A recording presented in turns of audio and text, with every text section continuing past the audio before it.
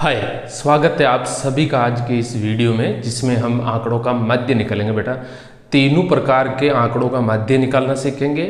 और बेटा सबसे लास्ट में जो आपको मिलेगा वर्गीकृत आंकड़ों में, उनमें भी हम तीनों विधियों से सीखेंगे बेटा मध्य कैसे निकालते हैं। चलिए सबसे पहले हम बात करते हैं बेटा कौन से आंकड़ों की, यथा प्राप्त आंकड़ों की। कौन से आंकड़ों की बेटा? यथा प्राप्त आंकड़े। यथा प्राप्त आंकड़ों का मतलब क्या बेटा? जो आंकड़े सीधे प्राप्त होते हैं उन आंकड़ों का मध्य कैसे निकालते हैं।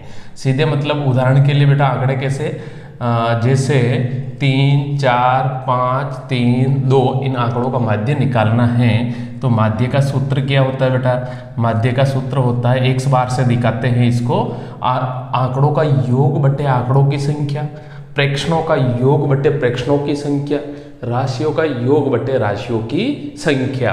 कोई भी आप लिख सकते हो बेटा। तो ये सूत्र होता है, यानी सभी को जोड़ दो।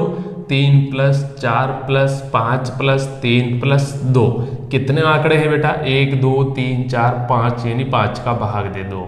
तो 4, 3, 7, 7, 5, 12, 12, 3, 15 और 15 और 2 17, 17 बटा 5, यानी 17 5 का भाग देंगे तो कितना हो जाएगा बेटा?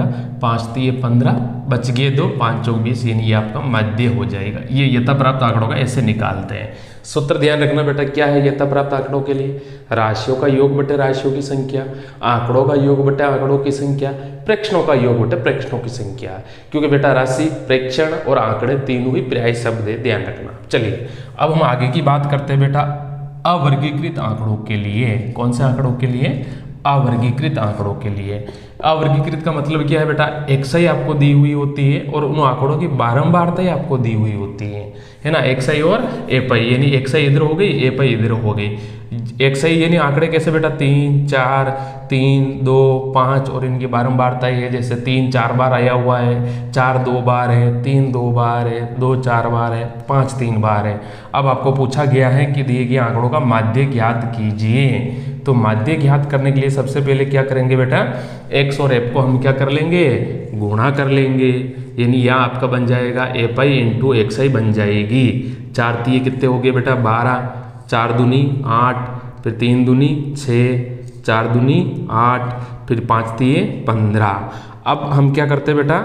सिग्मा f है ना, जोड़ेंगे f को तो सिग्मा f बनेगा। सिग्मा का मतलब क्या है? ये प्रतीक है बेटा, इसका मतलब योग होता है, ठीक है। तो जैसे ही f के आंकड़ों को जोड़ेंगे तो सिग्मा f बराबर क्या हो जाएगा?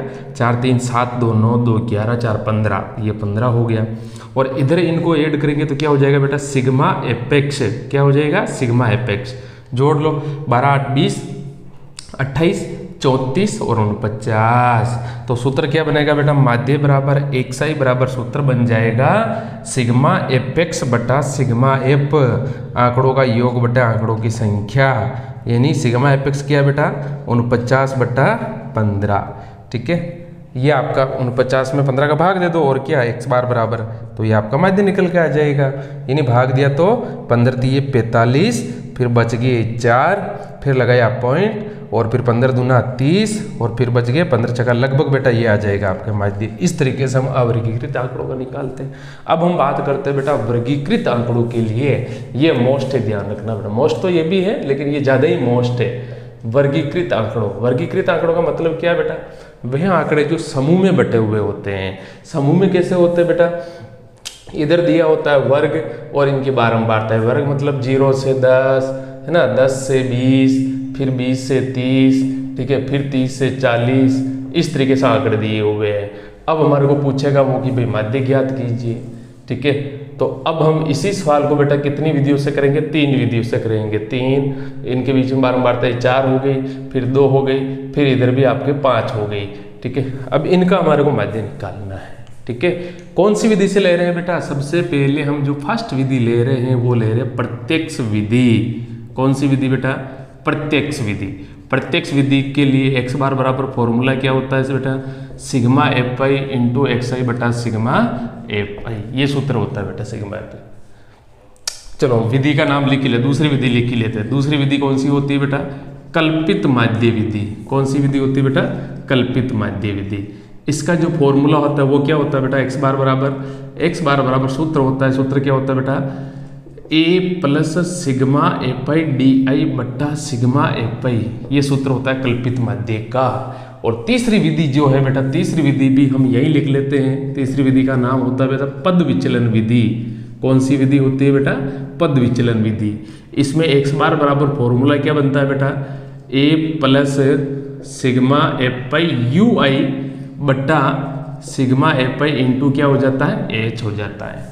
अब इसमें नेनीय प्रतीक आए बेटा, नेनीय प्रतीक मतलब d आया, तो d का सूत्र क्या लगाएंगे बेटा? ध्यान रखना d का सूत्र कैसे बनता है? xi माइनस ए, xi माइनस क्या करते बेटा? a करते हैं। और इधर जो ui आई, इस ui का फॉर्मूला क्या बनता है बेटा? यहाँ पे यही लिख रहा हूँ, ध्यान रखना। ui बराबर होता है बेटा, क्या होता है? di बट्टा h होता है। di बट्टा क्या होता है? h। ऐसे u निकालते हैं और ऐसे d निकालते हैं। ये तीनों विधियों को हम करने वाले हैं। सबसे पहले बात करते हैं बेटा प्रत्यक्ष के लिए। तो यहाँ पे वर्ग तो आपको लिखना है ही है, 0 से 10, 10 से 20, 20 से 30 और 30 से 40। बारंबार तक क्या है बेटा? 3, 4, 2 और 5। अब यहाँ पे विधि कोई भी हो आपके तीनों विधियों में से, एक कॉलम तो बेटा मोस्ट है ये, वो कौन सा है आपका? xi का। कौन सा कॉलम है बेटा? xi का कॉलम बनना ही बनना है। तो एफ पाई के बाद में हम कौन सा कॉलम बना लेंगे बेटा? xi का। अब xi का मतलब क्या है? xi को वर्ग चिन्ह बोलते हैं, मध्य बिंदु भी बोलते हैं, और उसका सूत्र होता है बेटा निम्न सीमा प्लस उच्च सीमा बटा 2। यानी दोनों को जोड़ जोड़ के 2 का भाग दे दो, xi निकलेगी। 0 और 10 को जोड़ा 10, 10 में 2 का भाग दिया 5। ऐसे ही बेटा यहाँ 20 और 30 15।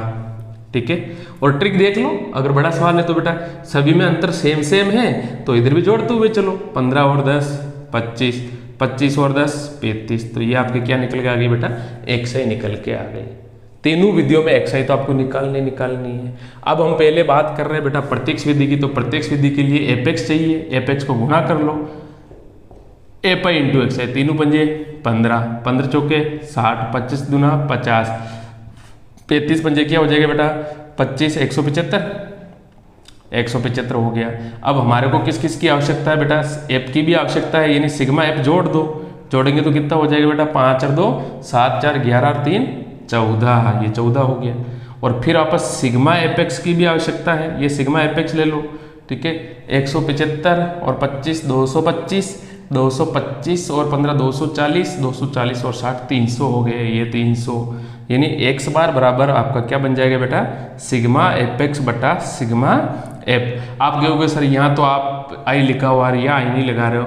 आई का सिर्फ और सिर्फ मतलब ये है बेटा कि जिस आंकड़े के साथ में आई लगा हुआ है उसका मतलब ये है कि एफ के आंकड़े 1 से लेकर के n तक विचरण कर रहा है।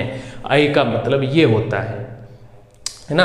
जैसे मैं f1 लूँ तो ये f1 का मान, ये f2 का मान, ये f3, ये f4, ऐसे मतलब इसलिए इस संख्या को i दिखा दिया। i का मतलब क्या है कि उसका मान 1 से n तक विचरण कर रहा है। तो नहीं भी लगाओ तो कोई इशू नहीं है बेटा, है ना। फिर मान लगा दो 300/14, सोल्व कर दो इसको, ये प्रत्यक्ष विधि से हो जाएगा। अब हम बात करते हैं बेटा कल्पित माध्य की। कल्पित माध्य का सूत्र क्या आ रहा है बेटा? a plus sigma F D बटा सिग्मा एफ आ रहा है। तो इसके लिए पहले हमारे को a मानना पड़ता है बेटा। कल्पित माध्य बोलते हैं एक को, कल्पना करो। कल्पना किस में से करते हैं? xi के मान में से कल्पना की जाती है एक के लिए। ठीक है, तो इस एक का मान हम बेटा xi में से चुनेंगे। ठीक है, तो xi में चुनेंगे तो यहाँ लिखना है हमारे को, हम दूसरी विधि ले रहे बेटा हल। दूसरी विधि में माना कल्पित माध्य हम क्या मान रहे बेटा? a बराबर हमने मान लिया, छोटी संख्या ले लो 5 ले लिया, ये हमने 5 मान लिया a बराबर। ठीक है, जब a बराबर मान लिया है तो कौन सा मान निकलेगा आपका? di बराबर xi माइनस a निकल जाएगा, दूसरा कॉलम बन जाएगा। कौन सी विधि के लिए बेटा? कल्पित माध्य विधि के लिए। चलो तो अब di निकालेंगे तो xi 5 में से 5 चला गया तो 0, 15 में से 5 चला गया तो 10, फिर 20, फिर 30। ये आपके क्या निकल के आई बेटा? di। चाहिए क्या? fd, यानी दूसरा कॉलम बनेगा fi इंटू di। fi को di को गुणा करो, f को और d को गुणा करना बेटा। 3 को 0 से गुणा किया तो 0, 4 को 10 से 40, 20 को 2 से 40, 30 को 5 से 150। यानी ये क्या निकली बेटा आपके? क्या निकल गई? ए पाई इंटू डी आई निकल गई। अब चाहिए क्या क्या हमारे को, सिग्मा एफ डी, तो इनको जोड़ो, सिग्मा एफ डी को जोड़ेंगे तो क्या बनेगा बेटा, 15 190 और 230 हो जाएगा। रखो मान बेटा, कौन सी विधि में, दूसरी विधि में, यानी सूत्र क्या है, एक्स बार बराबर एक की जगह तो क्या माना हुआ बेटा 5 प्लस सिग्मा एफ डी का मान क्या आया 230 बट्टा सिग्मा एफ का मान क्या है बेटा 14। अब इनको सोल्व कर लो, तो यहाँ पे ध्यान देना बेटा 230 बटा 14 को पहले सोल्व करके फिर 5 को जोड़ लो, ये आंसर हो जाएगा आपका। इस तरीके से दूसरी विधि करते हैं। अब बात करते हैं बेटा तीसरी विधि की, पद विचलन विधि के लिए। तो पद विचलन विधि के लिए भी पहले हमारे को क्या निकालना होता है बेटा, यू आई निकालना है। तो यू आई का फॉर्मूला क्या होता है बेटा, डी आई बटा एच। डी आई बटा एच मतलब एक्स आई माइनस ए बटा एच, यही होता है। एच का मान क्या लेंगे, इधर अंतर देखो बेटा, अंतर कितने कितने का 10 10 का ही है, तो एच का मान 10 हो जाएगा।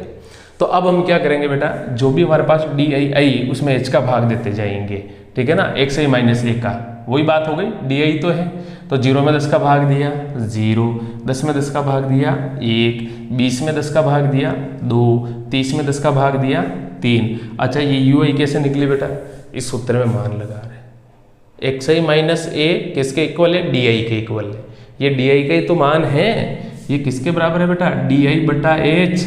डी आई हमने निकाल रखी है 0, 10, 20, 30, और एच का मान कहाँ से लिया, दोनों में अंतर देखो बेटा 10 10 का, तो 10 का भाग दे दो, है ना, तो ये आपके यू ही आ गई। अब जो नेक्स्ट कॉलम बनेगा बेटा वो क्या बनेगा, नेक्स्ट कॉलम वो बनेगा ए पाई इंटू यू आई का, क्या ले रहा हूँ बेटा ध्यान रखना, ए पाई इंटू यू आई, गुणा कर लो एफ को और यू को, 3 को 0 से 0, 1 को 4 से 4, 2 को 2 से 4, 3 को 5 से, 3 पंजे 15, और इनको जोड़ेंगे तो क्या बनेगा बेटा सिग्मा एफ आई यू आई, जोड़ लो 15 4 19 और 23, ठीक है।